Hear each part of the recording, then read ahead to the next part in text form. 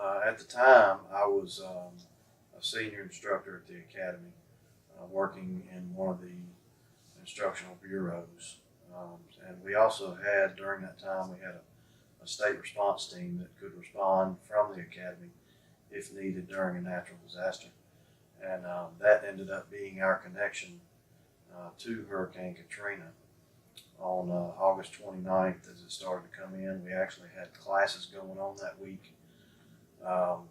We were somewhat prepared, knew what was going on. We had sent a lot of students home because we had students from the coast. We had gotten ourselves prepared, had trucks loaded, ready to go, kissed the families goodbye, didn't know exactly what was going to happen, and had planned on leaving that afternoon and driving to the coast because we had had several calls from people we knew. We had a connection with the Adjutant General at the time, who was General Harold Cross. He had been calling, asking, where we were. We need help from the state. The locals were already on the scene doing their thing. So that was kind of our connection and how we got to the point to where we were going to respond. And as I understand it, wasn't the Fire Academy Search and Rescue Team one of the first boots on the ground in Waveland? Yes, ma'am. Outside of the locals. Most of the rescue efforts by the time we had gotten there had already occurred as far as rescues. There were still people missing. We were still in a rescue mode, but we weren't sure, if we were going to be rescuing folks or recovering folks at that time. The storm came in the morning of the 29th, and we actually didn't leave Jackson until 6 a.m. on the morning of the 30th to head that way. We had to give it time to kind of push through and get out of the area, which in the long run was a good choice for us. We, as we were loading trucks and getting ready to leave that afternoon, the 29th, the deputy director at the time, Reggie Bell, was getting reports that there were tornadoes spinning off. I think the hurricane was still a Cat 2 at the time. So we were headed to Hattiesburg. We were going to try to make it to Camp Shelby, hunker down for the night, be a little bit closer to the coast. And we opted to stay, which was a good decision in the long run because when we headed down that morning, it was pretty clear until we got to Hattiesburg. We made a stop in Camp Shelby, got some supplies, talked to some folks, trying to recon a little bit, see what was going on, where we needed to be, that kind of thing. And as we left Hattiesburg, from there all the way to the coast, you couldn't get through. 49 was blocked with trees and debris and everything else. So as we left Shelby and we got stopped, we were trying to figure out what was going on. We had a state trooper approach us. Of course, we had lights and marked vehicles and everything, academy vehicles. And one of the troopers that was working the traffic there in that area approached Director Bell and said, "Hey, what are y'all trying to do?" And he said, "We're trying to get through. We're in response to the coast. We've got vehicles, we've got supplies, we've got people, we've got resources, as kind of the second wave for rescue workers to come in." So he said, "Y'all get behind me and follow me." So we started to follow him. Unbeknownst to us, we ended up in the northbound lane headed south because you couldn't get down the southbound lane. There was tractors and people with chainsaws and everything else. So we drove for several miles until I think the trooper knew that the road was somewhat clear. He knew they had gotten that far down. So we wheeled back into the southbound lane. He took off back north, and we were kind of left on our own. Well, on the way down, that short trip from Hattiesburg, I think it ended up taking us almost 2 hours or more because we ended up having to stop several times, pull equipment, chainsaws, and our people out of the trucks to clear the road just so we could get through. There were so many trees down and debris in the road and stuff like that. So we basically cut a path for ourselves as quickly as we could, and for other emergency vehicles that may be coming down to get there. I've been a responder for about 25 years now. Was that your first hurricane? That was my first response to a hurricane. I had grew up in Florida a little bit, so I'd experienced some as a child, but not like that. Not as an emergency responder. Had worked, throughout my years, I had worked several tornadoes, many multi-casualty incidents, but nothing of this magnitude. Probably the devastation to basically everything that was south of 10. When we got down there was still water trying to recede. There were areas of I-10 that still had water over it. So there was still a lot of the storm surge that still had to recede. We heard reports of 34 feet in some areas of storm surge.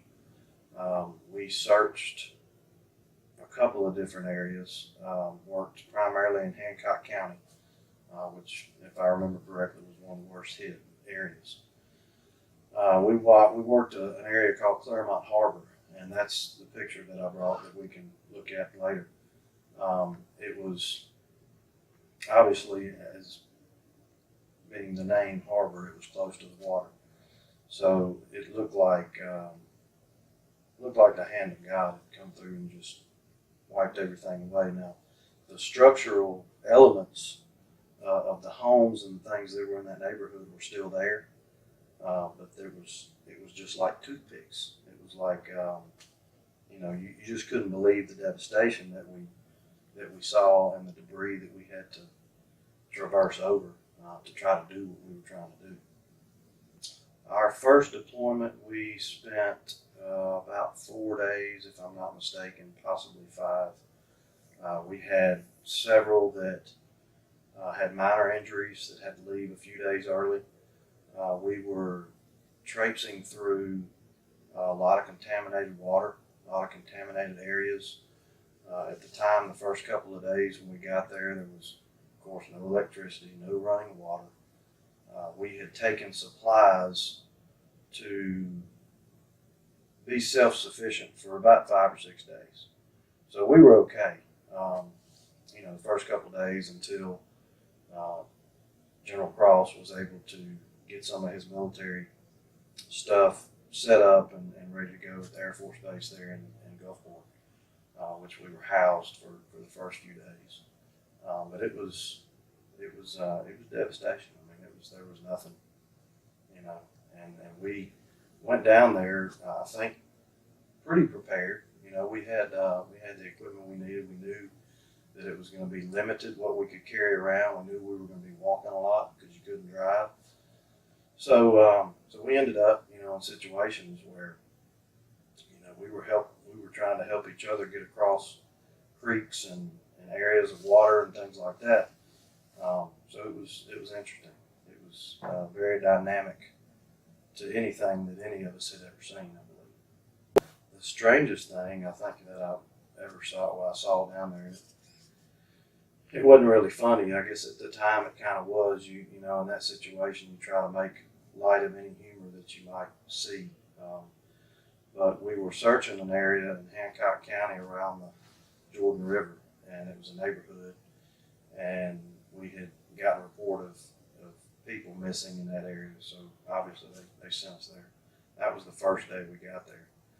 And of course, most of the houses were, built above the flood stage, so they were all on stilts. And as we worked our way through part of the neighborhood, there was a longhorn steer standing on the roof of a house that was up on stilts. So he was, 30, 40 feet in the air on this roof, standing up there moving at us, saying, "Hey, can you get me down?" And of course, that was not our primary responsibility, so we had to walk on. But reports about a week later said that the roof finally gave way and the cow fell through. So, but that was probably one of the strangest things that I saw. When we look at the picture of Claremont Harbor, you'll be able to see. The first day we got there and reported to General Cross, we actually had access to a helicopter, and he took several of our team members up. And I didn't get to go up. I wish I would have, because they said it was the most epic sight they've ever seen. But it literally looked from I-10 south.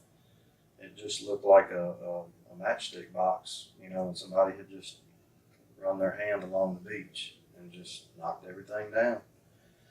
And I didn't get to see that, ever from an aerial view, but I got to see it from a ground view, which was really just as devastating, in some cases. I feel like, and this is just my opinion, we had several hurricanes that summer prior to Hurricane Katrina. I don't remember all the names of all of them or what order they came in. I just remember the state being very prepared and trying to let everybody know when they needed to get out. And we did that a couple times in the beginning of summer.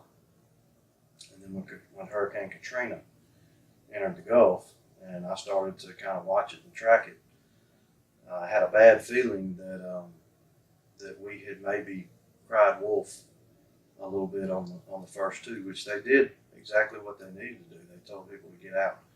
But what scared me the most was people during Katrina weren't going to get out. They were going to think back and say, oh, it's not going to be that bad. And it was. And there was a lot of people that didn't get out. I don't remember the number of deaths. But I think, one of the things for me as an emergency responder, as far as preparing for something like that, if we ever had something of that magnitude coming to the Gulf, what I learned from it was I feel like resources need to be moved further inland and not left on the beach, because we had a lot of our local resources on the coast were dead in the water after it came in, because it had blown their fire stations down. It had flooded their fire trucks. Some of them had to self-rescue out of fire stations and rescue boats. So that in itself, to me, says they shouldn't have been there. We should have moved inland. But hindsight's 20/20, and we've learned a lot of lessons from it. I feel like they were as prepared as they could be. I don't think anybody could totally prepare for a storm that was that bad. But I think that we've learned a lot of lessons from it, and I feel like Mississippi is a lot more prepared for what we might face. Maybe, being involved with the academy and our task forces throughout the state, our rescue workers, and there's been a lot of change, and there's been a continuous building of these rescue teams. We see the training go out. We do a lot of the training. There's a lot higher numbers have been trained over the last 12 years compared to probably what we had, in that situation. Primarily in more search and rescue, more swift water rescue, which is something they're going to have to deal with. And we, at the time, didn't offer a lot of that training. So, yes, over the last 12 years, some people have probably become complacent, but I think our first responders remember it enough that we know better than to get complacent. And I feel like the state has done a good job to continue to evolve our situation as far as what's going to happen if it does happen again. What can we do better? Well, I think, especially after Katrina, the safest thing to do is leave. Now, I realize that a lot of people can't, they may not have the resources for whatever reason. They can't leave or they don't want to leave. So in that case, I would say, have enough food and water and batteries, cleaning toiletries, cleaning supplies, those type things, because and have them in a dry area, or an airtight, dry container, because hurricane comes through, they're not going to stay dry, and they're going to get contaminated if you don't have them stored somewhere, where they can be safe and be used when they're needed. Generator, backup generator is always a good thing if you have the funds to be able to do something like that. But definitely non-perishable items to eat, water, change of clothes, first aid kit, just your basic things, to get yourself and your family through the first few days, at least, after the devastation, until help arrives. I mean, you've always got the locals that are going to be there and be there fairly quickly. But until more help can come in as far as Red Cross, Salvation Army, that kind of stuff, it may be a couple days, before you have that response actually show up. Okay, so this was part of our response team, state response team. This was in Claremont Harbor, and these were 4 responders that were searching over the rubble. We had a report of a missing person out of this particular area, and we actually found the person later throughout the day, not in this exact location, but in this area where we were in Claremont Harbor. But this was one of the areas I stated that it looked like somebody had just raked their hand over the neighborhood. The hand of God had come over it. And there were a few trees still standing in some areas of the neighborhood. You had piles of debris that we were having to traverse over that were as high as a stop sign. This was Mickey Williamson, Curtis Marbury, this was Greg Collins, and this is Bob Wedgeworth. Now they're all still with us, working in different areas. They just don't work in the academy anymore. A couple of them are retired, and a couple of them are still working in emergency response and safety. So, but it was a whole neighborhood like that, And what was, I guess, the most unique thing about that particular area was when we got to the beach and we stepped out of the neighborhood area. There was a little stairway that kind of went down to the little road that ran along the beach in front of the neighborhood, and you could look out at the water and it was like nothing ever happened. There was very unique, vivid sights that you would find walking around, looking for, victims to recover if they were there.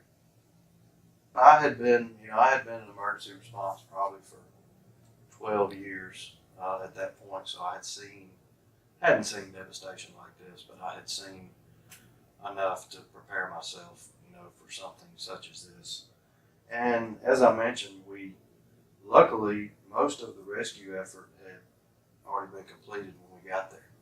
So we only actually recovered a couple of souls when we were down there, found that we had been tasked out to search for. So most of all that had been done, within the first 24 hours before we made landfall and started our search. So it was interesting to talk to the people of Jackson because they really thought they had it bad.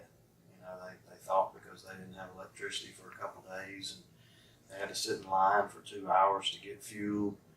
And I was like, really? You need to probably go to the coast and see what's going on down there because they really didn't have any